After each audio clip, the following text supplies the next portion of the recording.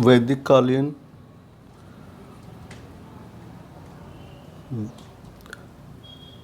वैदिक कालीन संस्कृत सभ्यता के बारे में आज हम पढ़ेंगे।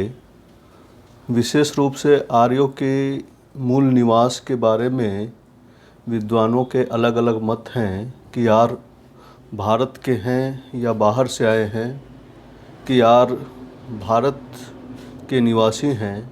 इन पर इतिहासकारों का अलग अलग मत है। वैसे तो आर्य शब्द का शाब्दिक अर्थ होता है श्रेष्ठ और उत्तम, यानी कि आर्य शब्द श्रेष्ठ से लिया जाता है, जबकि अनार्य पराजित से संबंधित होता है, यानी कि निकृष्ट व्यक्ति से होता है।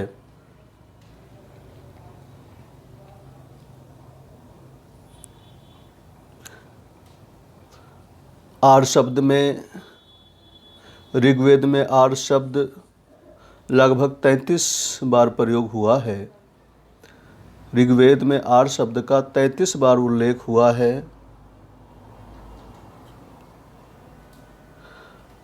वैदिक संस्कृत सिंधु सभ्यता के पतन के बाद अस्तित्व में आया। इसकी जानकारी हमें वेदों से मिलने के कारण इसे वैदिक संस्कृत भी कहा जाता है। सिंधु घाटी सभ्यता जहाँ नगरीय सभ्यता थी, वहीं वैदिक सभ्यता एक ग्रामीण सभ्यता थी। वैदिक काल को मुख्यतः हम दो भागों में बांट सकते हैं। इसका हम विशेष रूप से उल्लेख करेंगे।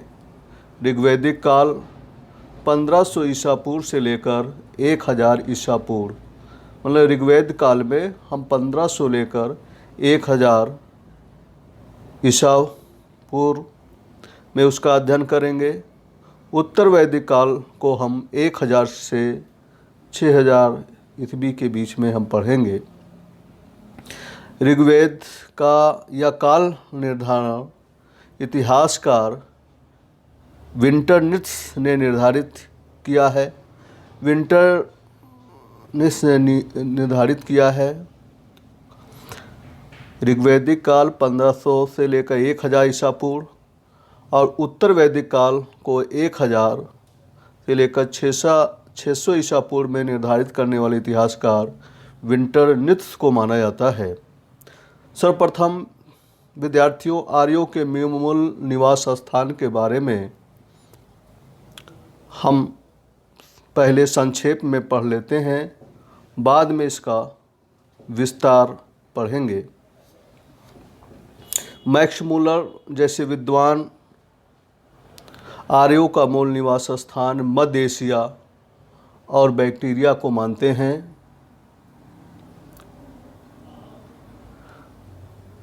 जबकि गाइल्स ने हंगरी या डैन्यूब नदी घाटी को आर्य सभ्यता का मूल निवास स्थान बताते हैं।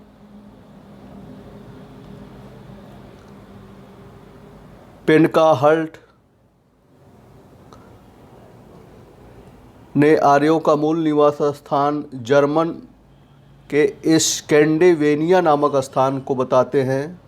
पेनकाहल्ट जैसे विद्वान ने आर्यों का मूल निवास स्थान जर्मन स्कैंडिनेविया को बताते हैं, जबकि नेहरिंग और गार्डन चाइल्ड जैसे इतिहासकार आर्यों का मूल निवास स्थान दक्षिणी रूस को बताते हैं। नेहरिंग और गार्डन चाइल्ड जैसे इतिहासकार आर्यों का मूल निवास स्थान दक्षिणी रूस को बताते हैं।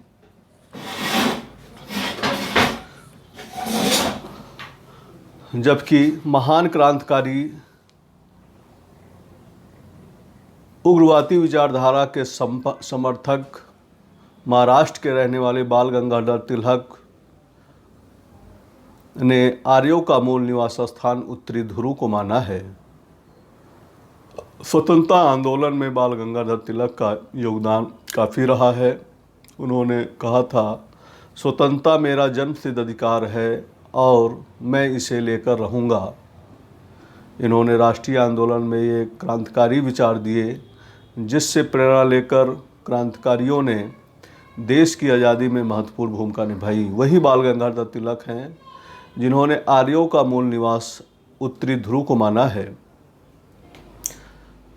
अन्य इतिहासकार गंगानाथ झा ने आर्यों का मूल निवास स्थान ब्रह्मर्षि देश को माना है। गंगानाथ झा ने ब्रह्मर्षि देश को माना है आर्यों का मूल निवास स्थान, जबकि अविनाश चंद्र दास और डॉक्टर संपूर्णानंद ने सप्त सैंधव प्रदेश को आर्यों का मूल निवास स्थान बताते हैं। मोस्ट इम्पॉर्टेंट, अविनाश चंद्र दास और डॉक्टर संपूर्णानंद काफ़ी मोस्ट इम्पॉर्टेंट है इनका विचार, सिंध सब सैंधव प्रदेश को बताते हैं, जबकि दयानंद सरस्वती और पार्जिटर महोदय ने आर्यों का मूल निवास स्थान तिब्बत को माना है। वही दयानंद सरस्वती हैं जिन्होंने आर्य समाज की स्थापना की और दयानंद सरस्वती का पुनर्जागरण के आंदोलन में इनका महत्वपूर्ण योगदान था। दयानंद सरस्वती पहले थे जिन्होंने शुद्धि आंदोलन भी चलाया था।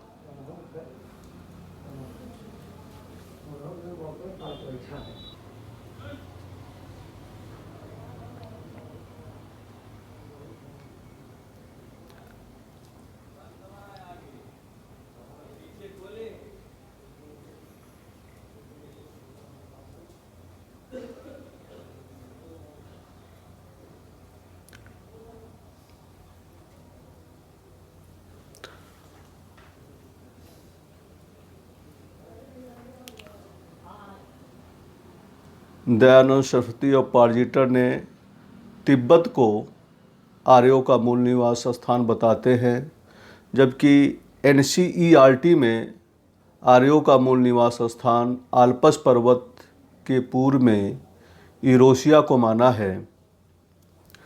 NCERT के द्वारा आल्पस पर्वत के पूर्व में यूरेशिया को माना है, जबकि राजबली पांडे ने मध्य भारत को आर्यों का मूल निवास स्थान बताते हैं। राजबली पांडे आर्यों का मूल निवास स्थान मध्य भारत को मानते हैं, जबकि LD काला ने आर्यों का मूल निवास स्थान कश्मीर और हिमालय को माना है। TS त्रिदेव ने आर्यों का मूल निवास स्थान देविका प्रदेश और मुल्तान को माना है। बेनफे ने आर्यों का मूल निवास स्थान काला सागर को माना है। बेनफे ने आर्यों का मूल निवास स्थान काला सागर को माना है। एक बार पुनः रिवीजन कर लेते हैं। मैक्समूलर ने मध्य एशिया बैक्टीरिया को आर्यों का मूल निवास स्थान माना है। गाइल्स ने हंगरी एवं डेन्यूब नदी घाटी को आर्यों का मूल निवास स्थान माना है। पेनका और हर्ट जैसे इतिहासकारों ने जर्मन स्कैंडिनेविया को आर्यों का मूल निवास स्थान माना है। नेहरिंग गार्डन चाइल्ड ने दक्षिणी रूस को आर्यों का मूल निवास स्थान माना है। बाल गंगाधर तिलक उत्तरी ध्रुव को माना है। गंगानाथ झा ने ब्रह्मर्षि देश को आर्यों का मूल निवास स्थान बताते हैं, जबकि अविनाश चंद्र दास और डॉक्टर संपूर्णानंद सब सैंधव प्रदेश को माना है। दयानंद सरस्वती एवं पार्जिटर ने तिब्बत को आर्यों का मूल निवास बताते हैं, जबकि राजबली पांडे मध्य भारत को आर्यों का मूल निवास स्थान बताते हैं। LD काला ने आर्यों का मूल निवास स्थान कश्मीर हिमालय को बताया है। TS त्रिदेव ने देवका प्रदेश और मुल्तान को आर्यों का मूल निवास स्थान बताते हैं।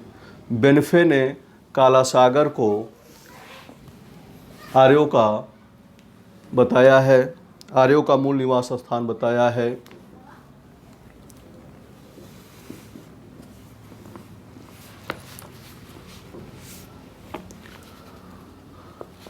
भगवान दास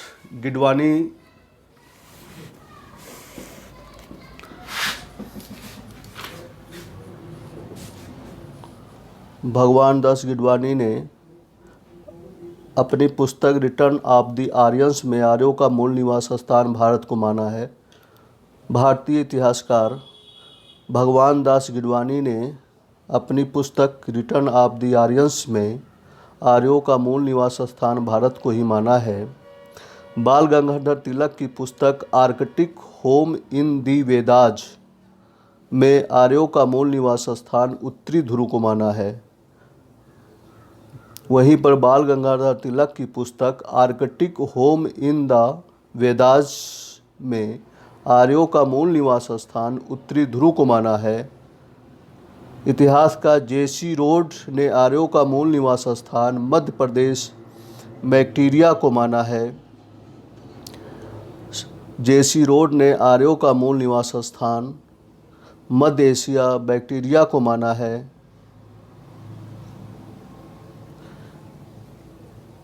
एडवर्ड मेयर ने पामीर पठार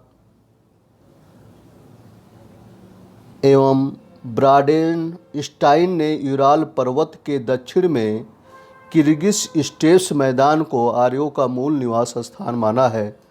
एडवर्ड मेयर ने पामीर के पठार को आर्यों का मूल निवास स्थान माना है। वहीं पर ब्राडेनस्टाइन ने यूराल पर्वत के दक्षिण में किर्गिज स्टेप्स मैदान को आर्यों का मूल निवास स्थान माना है।